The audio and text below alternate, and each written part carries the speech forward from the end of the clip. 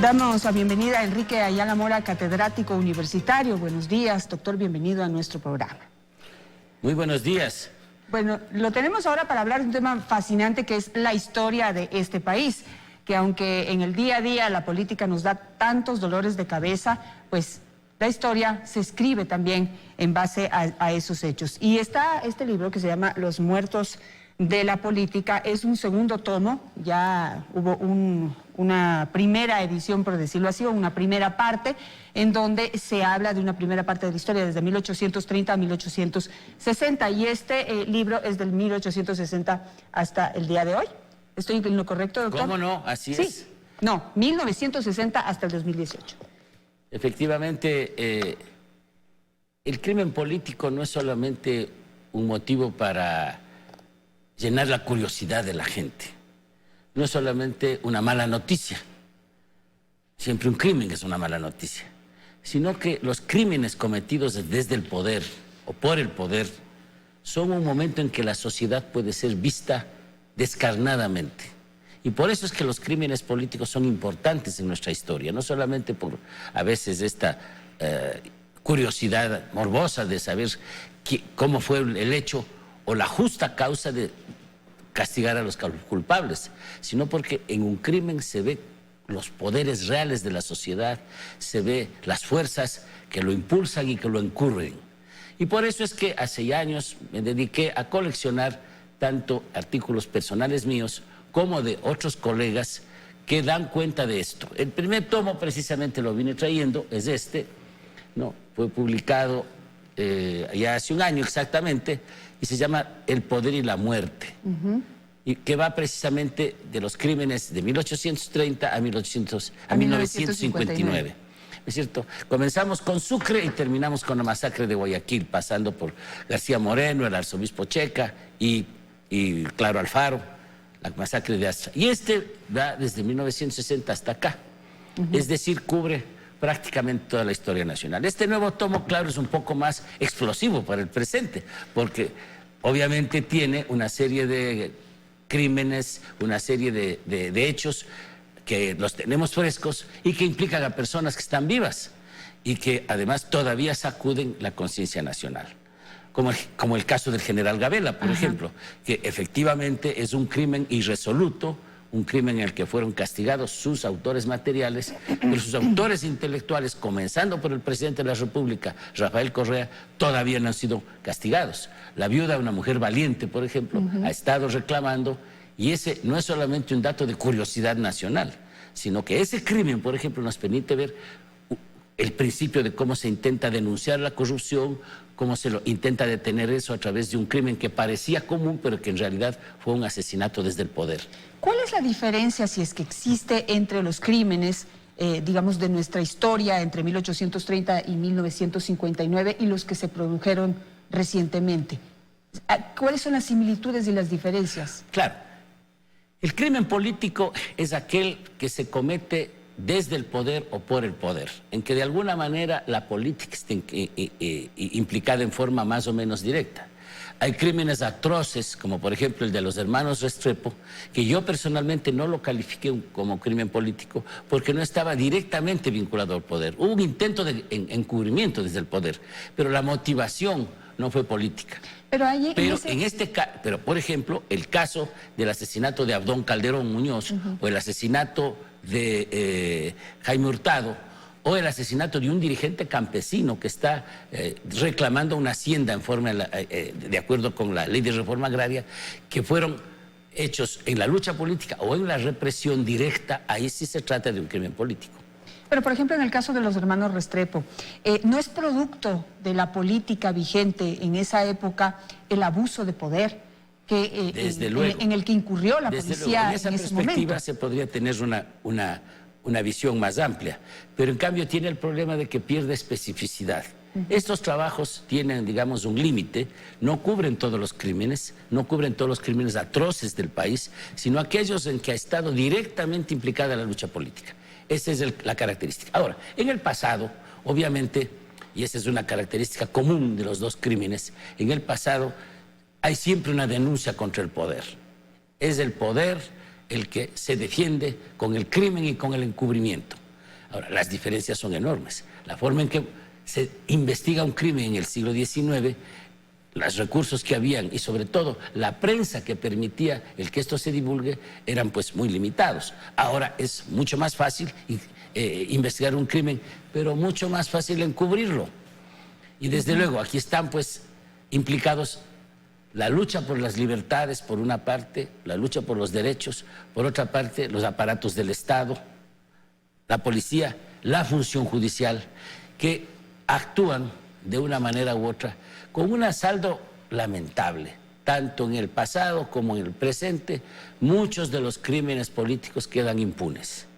Es decir, a veces se establecen los actores materiales, pero casi nunca se puede responsabilizar al autor intelectual real, a quien condujo. Solo hubo un caso clarísimo en que un militar que organizó un apaleamiento que terminó siendo un crimen, el general Carrín Jagüeñas, fue preso, pero fue preso al casino del cuartel, pues, porque tenía el privilegio de no ir a la cárcel. Ahí también se refleja esta realidad. Un general, por ser criminal, va al casino de un cuartel y los autores que fueron pagados para esto se van al panóptico. Esta es la diferencia. Voy a mencionar algunos de los casos que se incluyen en esta edición de Los muertos de la política.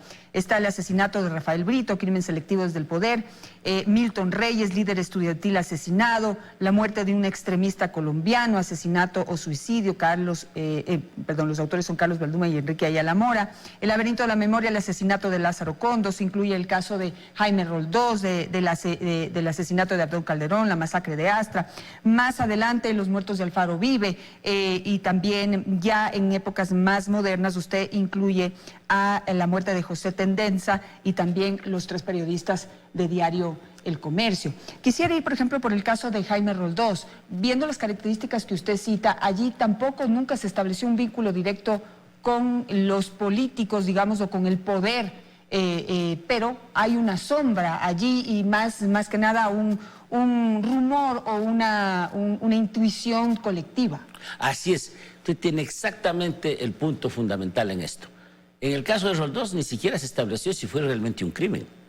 Pudo haber sido un accidente legítimo, un accidente verdadero, pero en la conciencia nacional la gente cree que Roldós fue asesinado. Si usted sale a la calle y pregunta hasta ahora, los que recuerdan dicen no, lo mataron. Y desde luego la investigación, el autor de eso es un destacado intelectual y político, Víctor Granda, que fue el legislador que más investigó este caso en toda la historia del país, por eso es el autor del artículo él. Y él precisamente establece que hay una serie de poderes internacionales, no le adjudica fundamentalmente al poder dentro del país, en donde hay cierto encubrimiento, pero la causa motivadora, digamos, de la muerte de Roldós, si es que se acepta la teoría del asesinato, es precisamente que vino del poder internacional, de la represión de esa época de las dictaduras de América Latina. Pero una cosa que es importante, avanzando un poco hacia nuestros días, pues hay un artículo entero dedicado a los muertos. Hay un artículo en este libro dedicado a los muertos del florianismo, a los muertos del alfarismo, y en este caso en los muertos del correísmo. Más de 20 muertos, todos ellos con motivación política. No todas esas muertes son causadas directamente por la voluntad de Rafael Correa o agente de su gobierno. Esto es importante destacarlo. Hay algunas muertes que se dan por razones independientes o muy débilmente conectadas con el poder. Otras sí, directamente, como el caso del 30S, son responsabilidad directa de quien ordena atacar un hospital para el prejuicio de sentirse víctima. Pero lo importante es que todos los crímenes se dan algo que usted mencionó, en el medio de una tendencia a la impunidad. Mariana Neira, que escribe ese artículo, destaca esas dos cosas. Por un lado, describe muy rápidamente la naturaleza de cada hecho y establece responsabilidades, pero al mismo tiempo plantea el problema global. El crimen político es mucho más factible de que se dé cuando hay un ambiente de impunidad, cuando el poder ensaya el encubrimiento permanente. Esa es una de las características que tiene el crimen político en el país, y eso nos implica a todos. No es solamente tema de curiosidad. Le voy a contar que una anécdota personal. Cuando se lanzó el primer tomo, yo andaba buscando que me entreviste el Extra, porque al fin y al cabo se trataba de un crimen. Y se dio una situación un poco rara porque no lograron entrevistarme. Pero esta vez ayer contesté la entrevista del Extra, así es que ya estamos en el Extra. Qué bien, doctor. Un crimen que es Lo que le garantizo es que todo el mundo le va a leer. Claro, un crimen recogido por el especialista. Pero el problema no es solamente esta forma en que, en términos más bien sensacionales, plantea ese periódico popular los hechos, ¿no? Sino que es un llamado a la reflexión profunda de esta sociedad. En nuestra historia, el poder ha causado la muerte, ha causado sangre, ha causado muertos y sobre todo la impunidad ha sido una característica. Y eso es algo que queremos superar. Queremos saber el pasado para no repetir los errores del pasado en el futuro. No sé si me hubiera gustado a mí ver como en un capítulo destacado, así como se hace un capítulo sobre los 3 periodistas del Diario El Comercio.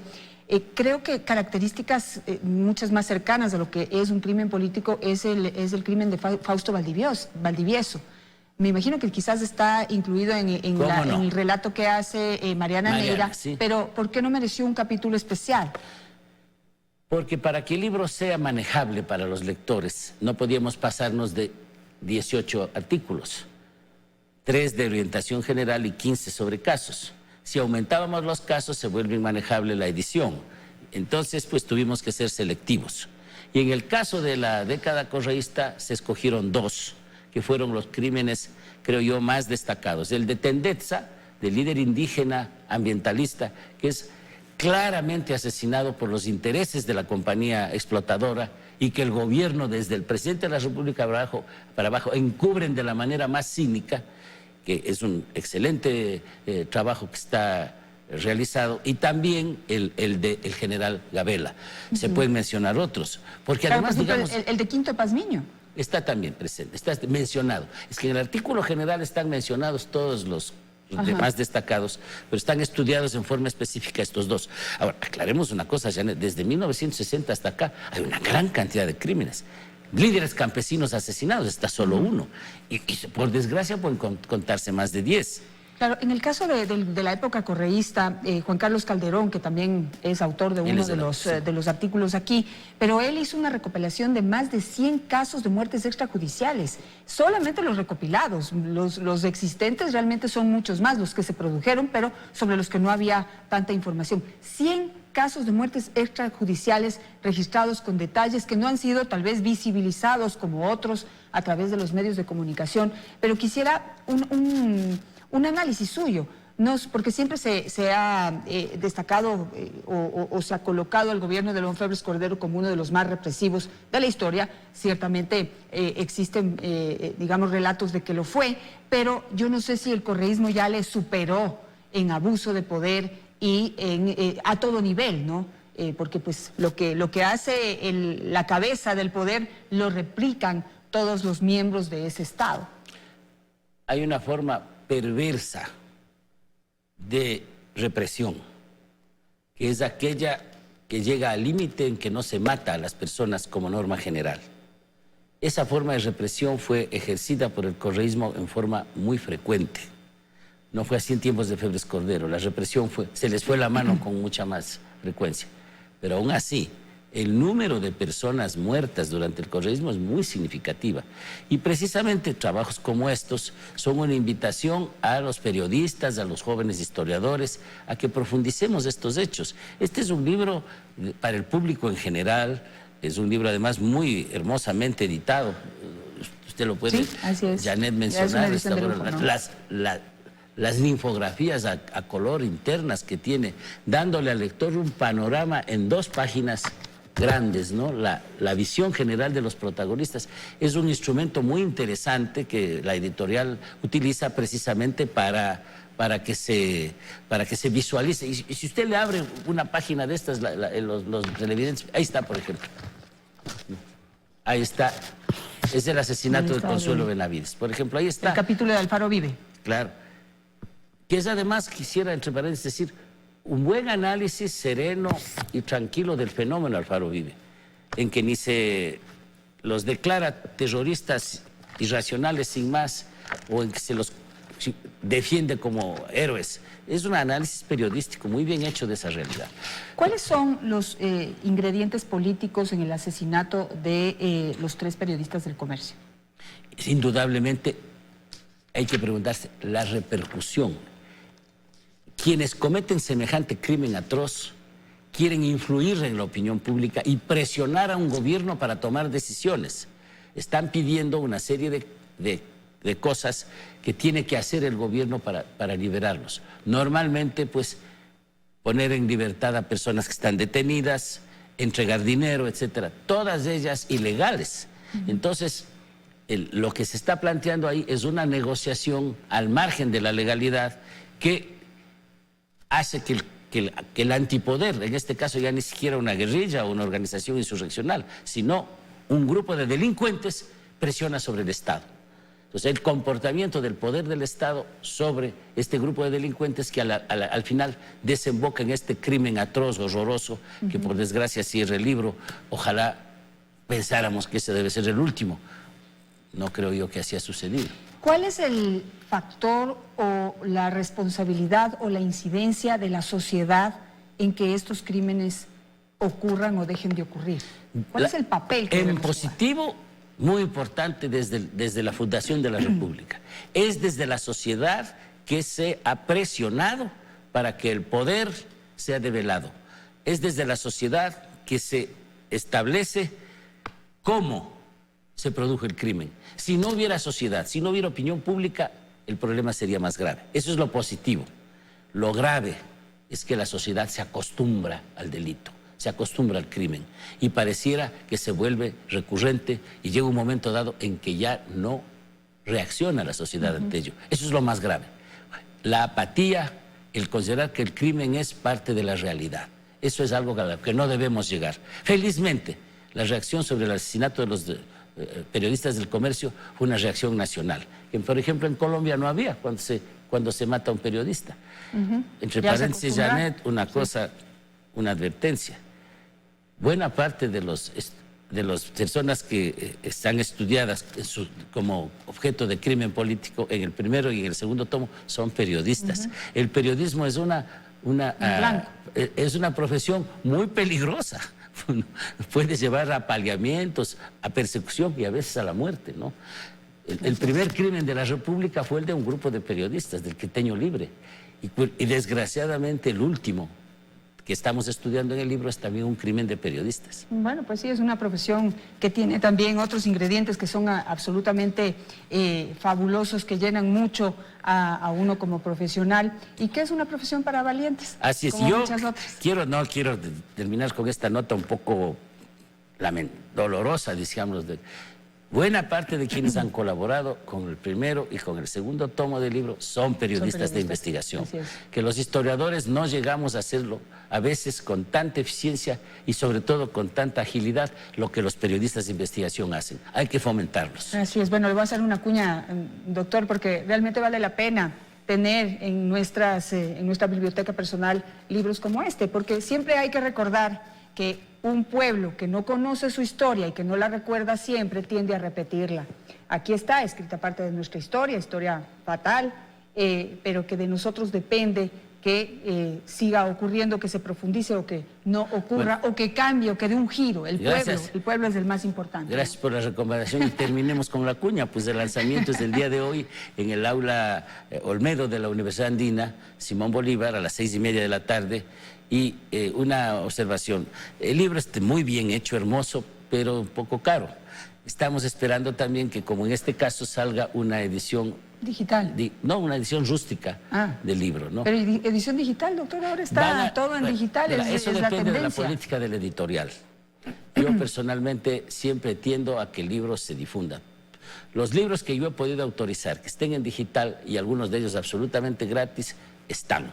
Pero este tiene una política editorial de Dine Ediciones, que es una editora muy conocida aquí en Quito, que prefiere hacer este lanzamiento de libros objeto y luego los pone en rústica y al fin en digital.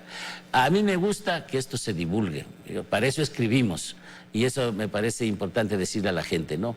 Los libros hay que leerlos, y hay que leerlos para sacar de ellos lo que uno puede obtener de una lectura, que es conocer más y sobre todo ser más consciente de la realidad en que vive. Perfecto, gracias, doctor, por estar esta mañana con nosotros. Muchas gracias.